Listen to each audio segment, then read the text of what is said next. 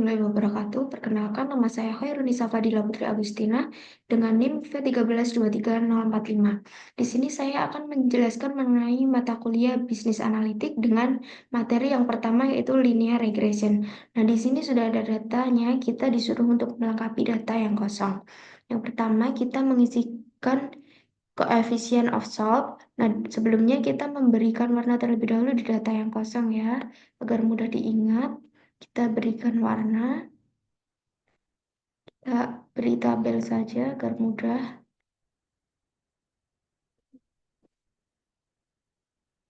Nah, selanjutnya kita mengisikan rumus di coefficient of solve dengan menggunakan rumus Linus. Sama dengan Linus, kurung buka,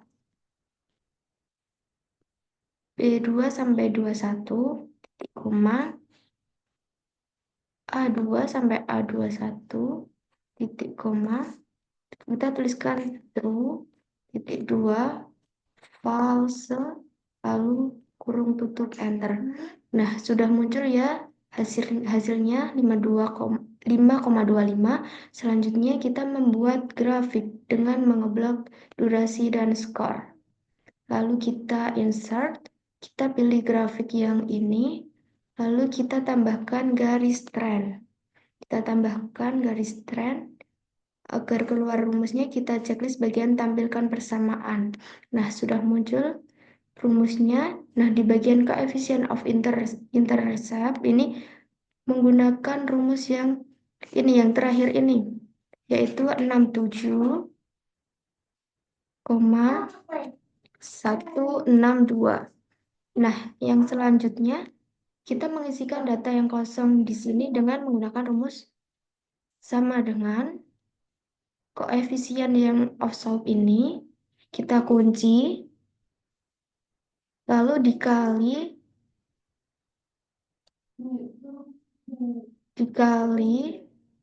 dengan durasi yang pertama ini, lalu ditambah dengan coefficient of intercept ini kita kunci juga,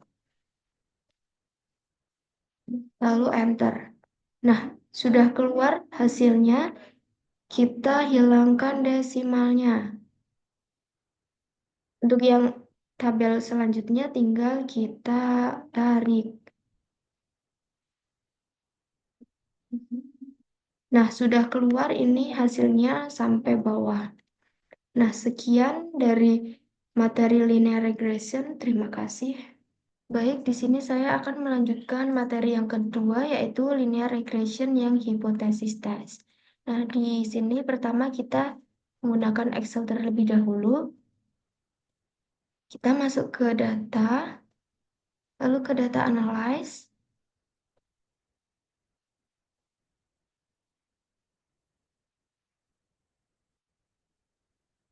Lalu ke regression ini kita oke. Nah, untuk yang input Y-nya kita masukkan data yang keputusan pembelian ini. Dan input X-nya kita masukkan semua X1, X2, dan X3. Kita blok dan dimasukkan. Dan di bagian label ini kita centang, lalu kita oke. Nah, di sini otomatis akan muncul outputnya. Kita rapikan terlebih dahulu outputnya.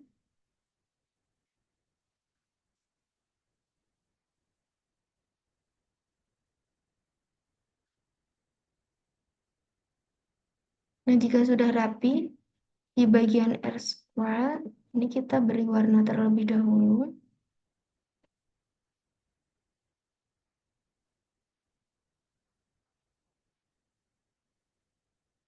Terus di bagian signifikan,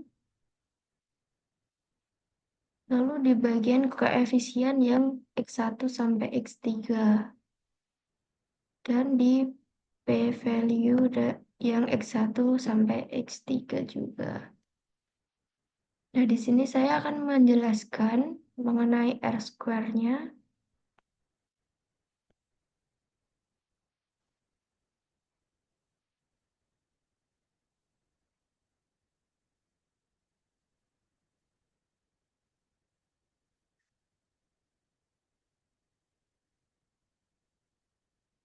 Nah, di sini terdapat R² sebesar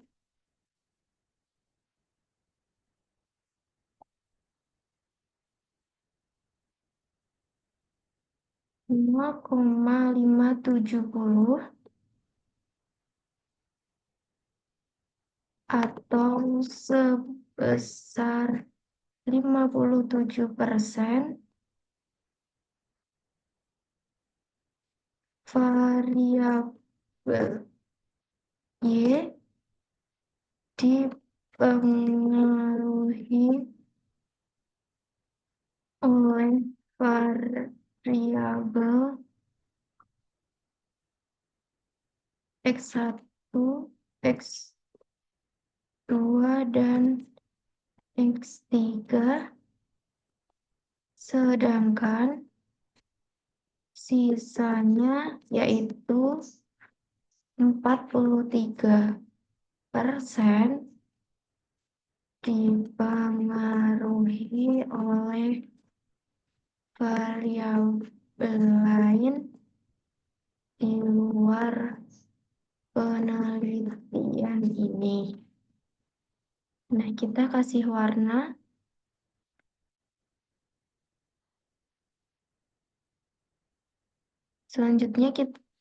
Selanjutnya saya akan menjelaskan mengenai signifikan F-nya.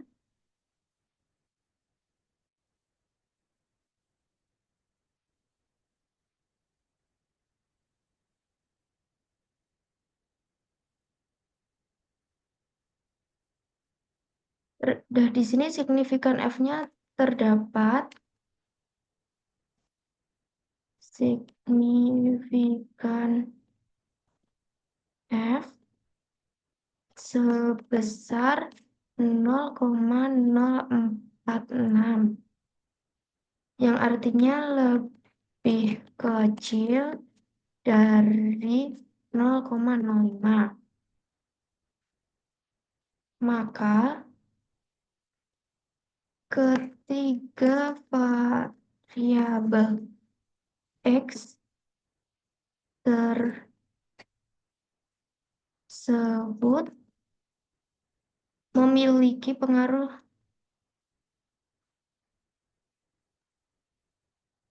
yang signifikan terhadap variabel Y.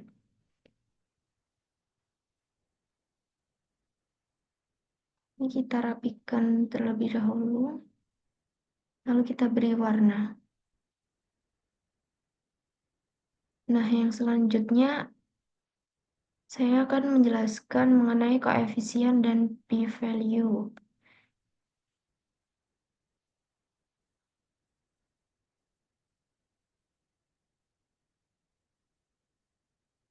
Nah, di sini yang pertama ada X1 atau iklan radio 1.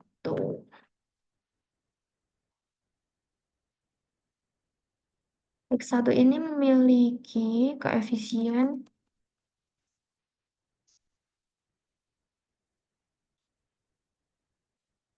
sebesar 0,197 dan di value-nya sebesar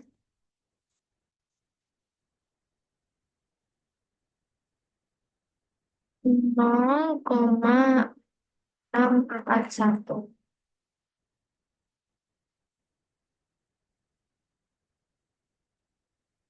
yang artinya lebih dari 0,05. Maka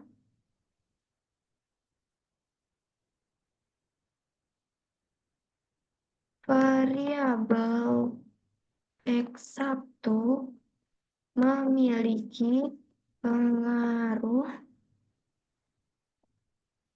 yang positif,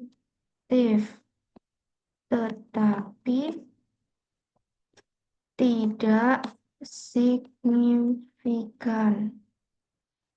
Yang selanjutnya,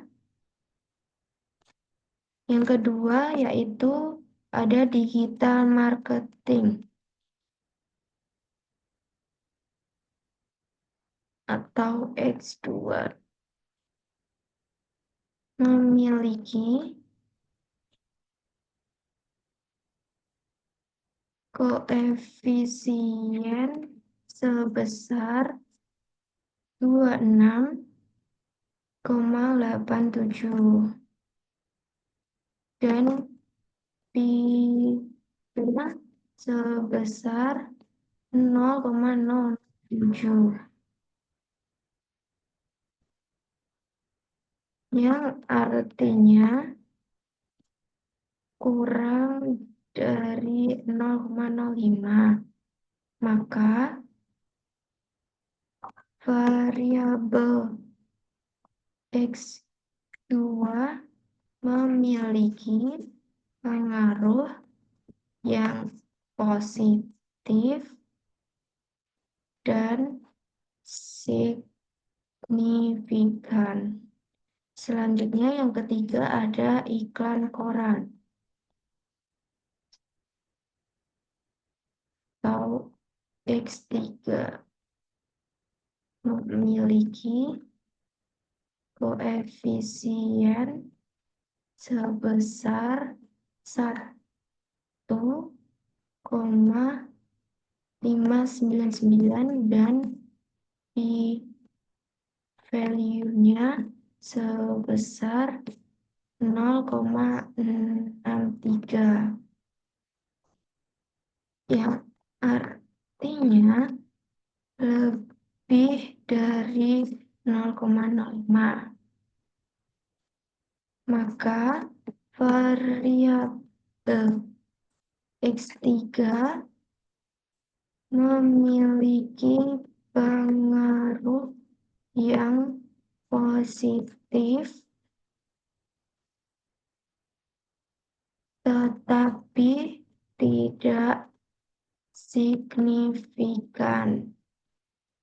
Nah, jika sudah kita beri warna terlebih dahulu agar mudah dibaca.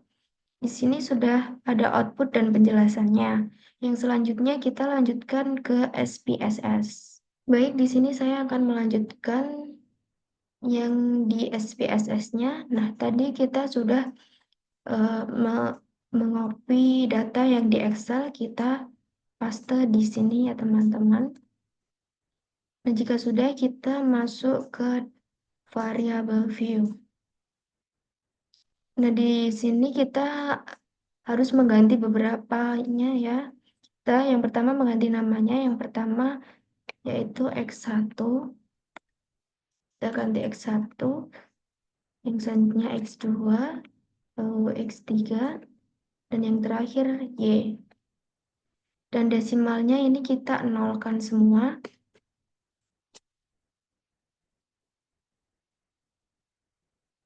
Lalu di bagian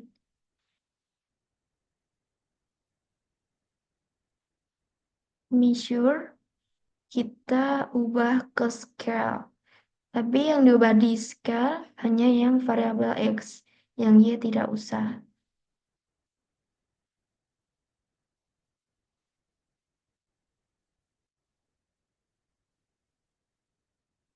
Nah, di label ini kita beri nama sesuai variabelnya tadi.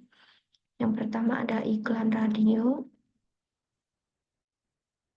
Yang selanjutnya ada digital marketing.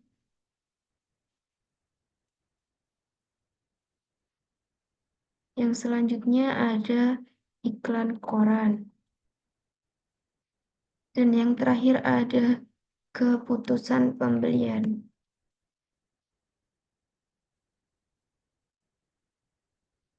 Nah, jika sudah kita masuk ke analyze, kita ke regression, dan kita pilih yang linear.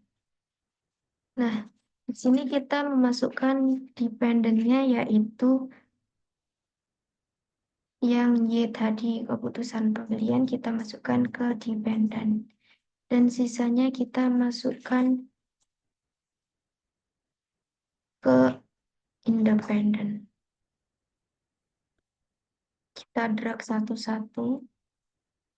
Nah, jika sudah dimasukkan semua, kita masuk ke statistik. Nah, di statistik ini kita checklist bagian culinarity diagnostic. Lalu continue. Lalu ke bagian plot.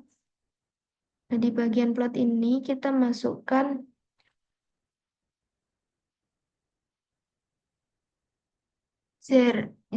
zebrad ini ke yang X dan Esracid ini ke Y. Dan histogram sama normal probability-nya kita checklist, lalu continue, lalu ke save. Nah, di save ini di bagian residual kita centang di bagian paling atas ini. Lalu kita continue dan kita oke. Nah, di sini outputnya akan muncul. Nah, di sini sudah muncul output dari data yang tadi. Nah, jika sudah tadi muncul outputnya, kita kembali ke data view yang tadi. Dan di sini otomatis akan muncul res_1. Nah, selanjutnya kita blok saja yang bagian res_1. Lalu kita masuk ke analyze. Kita cari yang non-parametric test. Lalu ke yang legacy dialog. Dan ke satu sampel Q2S. Kita klik, kita masukkan yang paling bawah. Dan kita oke. Nah, ini udah muncul outputnya.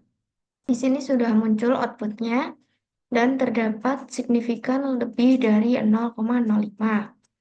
Berarti eh, sudah normal dan sudah baik.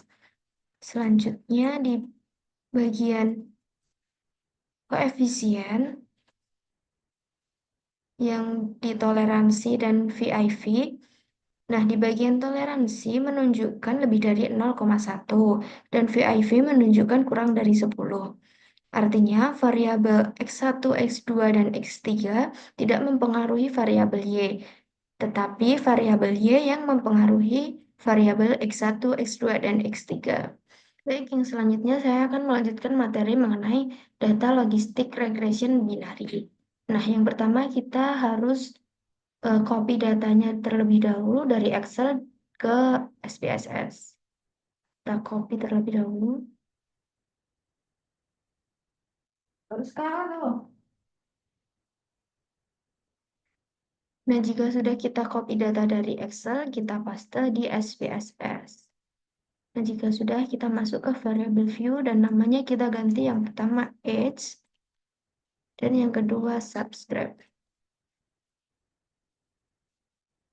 Dan bagian value yang subscribe kita ganti, value-nya kita masukkan 0, labelnya kita masukkan 0 sama dengan subscribe.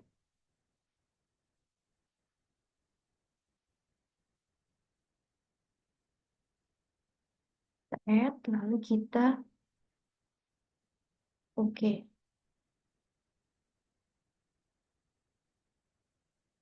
Lalu yang bagian edge, dimensionnya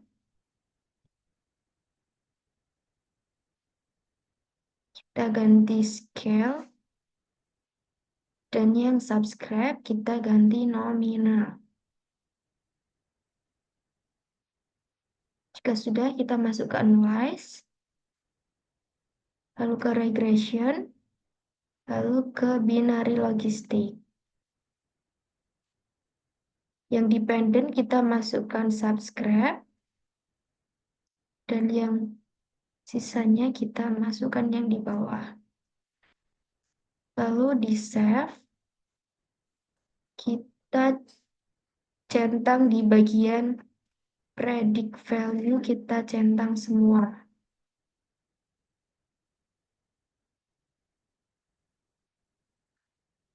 Lalu di continue, lalu di bagian option, kita centang semua.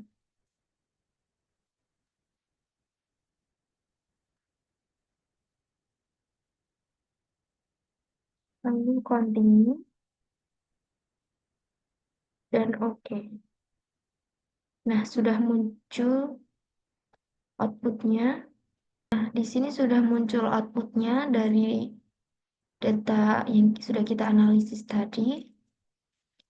Di sini ada dependent variable, classification table, variable inactivity, model summary,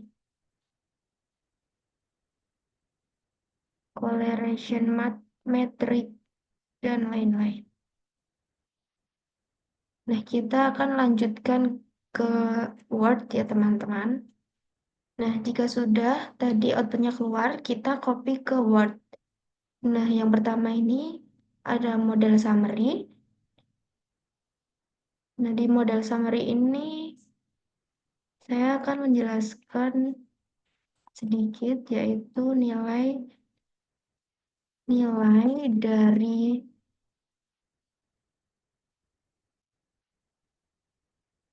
Nagelker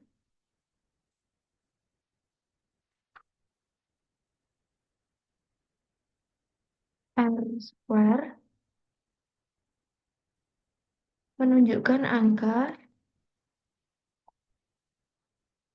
0,228 yang artinya variabel X atau H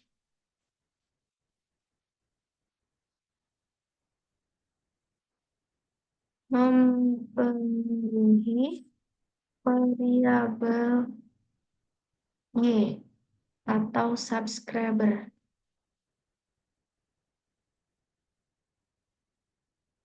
yaitu sebesar 22,8%. Sedangkan sisanya dipengaruhi oleh variabel lainnya.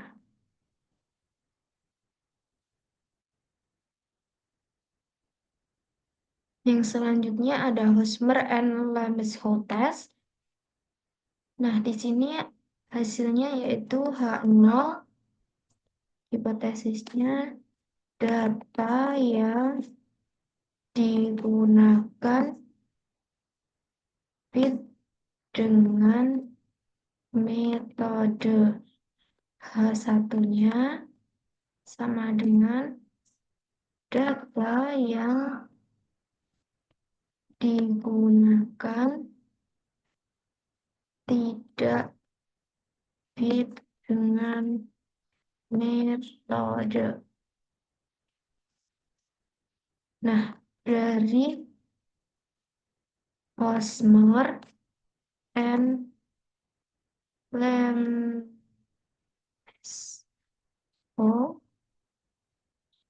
test didapatkan nilai signifikan sebesar 0,802, yang mana nilai tersebut lebih besar dari 0,05. Maka dengan value tersebut H0 diterima dan H1 ditolak.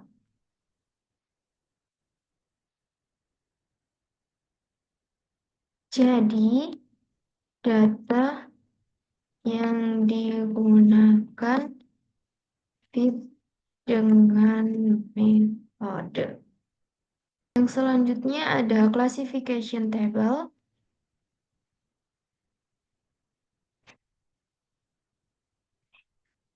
Dari data overall, percentage menunjukkan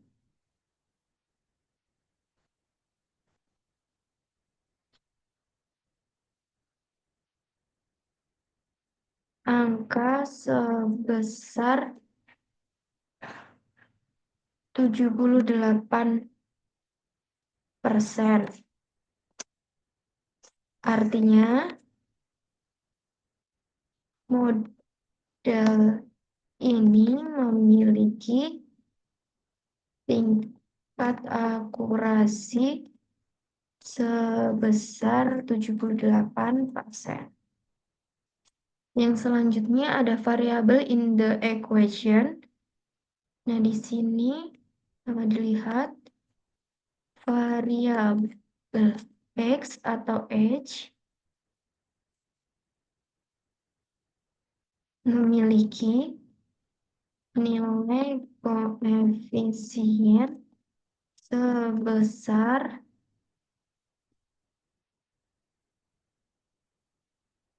0,128 dan nilai p-value-nya atau signifikannya sebesar 0,019. Artinya, nilai tersebut lebih besar dari 0,05. Maka dapat disimpulkan variabel X atau H memiliki pengaruh yang positif dan signifikan terhadap variabel Y atau subscriber.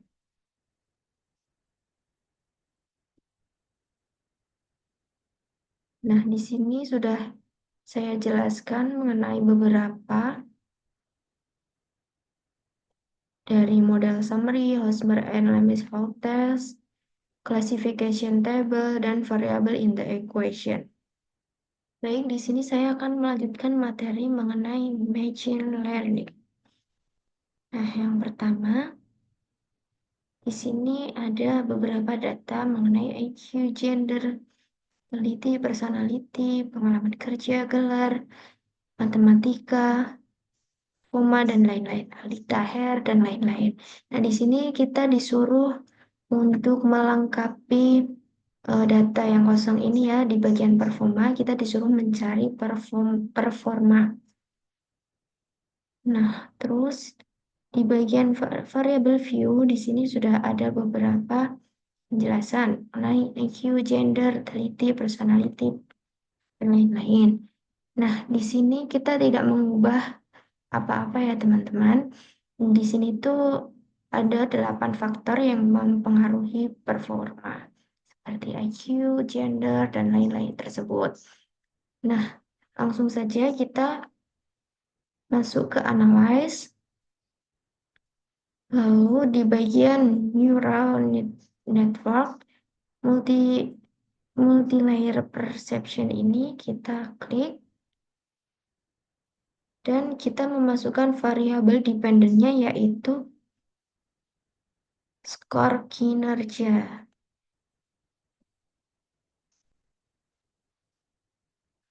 Dan yang lainnya kita masukkan di covariate.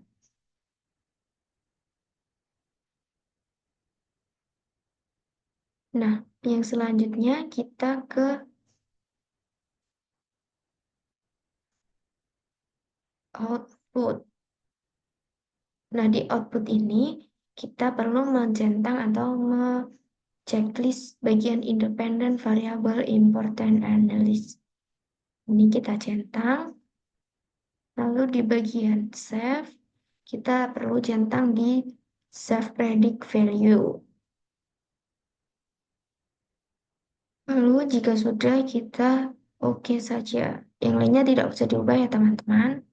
Kita langsung oke. Jika sudah kita oke, tadi akan muncul output seperti ini ya teman-teman.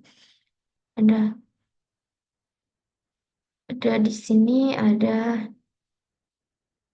bagian multi-layer perception, ada case process summary. Nah, di sini ada data yang dicari adalah 15 dan total datanya ada 115. Nah, di sini ada 8 faktor yang mempengaruhi performa tadi ya teman-teman. Nah, di bagian bawah sendiri ini ada diagram. Yang paling mempengaruhi pertama adalah IQ, paling tinggi ya teman-teman, yaitu 100%. Dan yang selanjutnya diikuti oleh pengalaman kerja, yaitu sebesar 14,4%. Yang selanjutnya ada teliti dan lain-lain. Di sini saya akan melanjutkan tadi dari output tadi kita beralih ke data view lagi. Nah, di sini terdapat MLP predicted value-nya. Nah, di sini masih nge-spam ya teman-teman. Nah, di sini kita akan mengeklirkan kanan clear.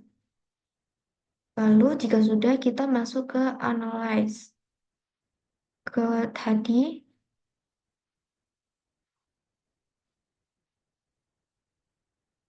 neural network multi-layer perception.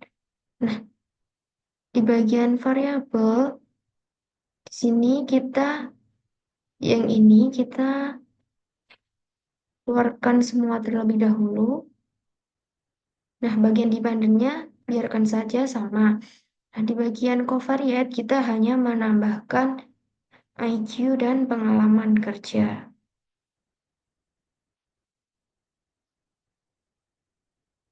Karena yang tadi di diagram tadi yang paling mempengaruhi yaitu IQ dan pengalaman kerja. Nah, di bagian di sini kita tidak perlu mengubah karena kita sudah mengatur dari awal. Jadi langsung saja kita oke. Nah, jika kita tadi sudah klik oke, maka otomatis akan keluar outputnya. Outputnya seperti ini ya teman-teman. Dapat dilihat di bagian diagram tadi. Nah, yang paling mempengaruhi yaitu IQ dan pengalaman kerja. Dan data yang kita cari yaitu 15 data dan total datanya ada 115 data. Dan di sini ada independent variable dengan IQ 100% dan pengalaman kerja sebesar 59,1%. Terima kasih atas penjelasan dari saya. Wassalamualaikum warahmatullahi wabarakatuh.